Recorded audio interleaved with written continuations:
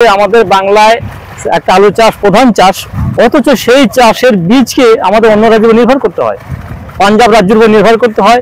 আমাদের অন্যান্য চাষে যে আমাদের উদ্বৃত্তটা সঞ্চয় হয়, এই বীজ কেনার জন্য সেই টাকাটা আমাদের ব্যয়িত হয়ে যায়।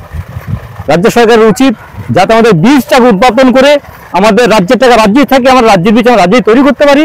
সরকারকে এনে ভাবা উচিত। আমি বলবো যে সরকারের উদ্দেশ্য থেকে একটু ফিরে আসে বা প্রত্যেকে নিজের বীজ নিজে উৎপাদন করতে পারি। আমাদের রাজ্যে বীজের জন্য কোনো নির্দিষ্ট কোনো কোল্ড স্টোরেজ বা হিমঘর গোদাম যাতে আমাদের নেই। হয়তো তারকেশ্বরে বোধহয় চাপাডাঙ্গা 2-4টে হয়তো আছে কিনা সন্দেহ, সে কোন ব্রিটিশ আমলে তৈরি হয়েছে, আর কোনো স্টোর নেই। বীজ হিসেবে তাকে গোদামজাত করা, উন্নত মানের তৈরি করা, কোনো সরকারের কোনো ভূমিকাই কিছু নেই। আমাদের যে উৎপাদন হয়, যা উদ্বৃত্ত হয়, সব পাঞ্জাব স্টেট আলু বিক্রি করে যা করে আমাদের সারা বছর, সেটা হয় না, আমাদের রাজ্যে হয় না।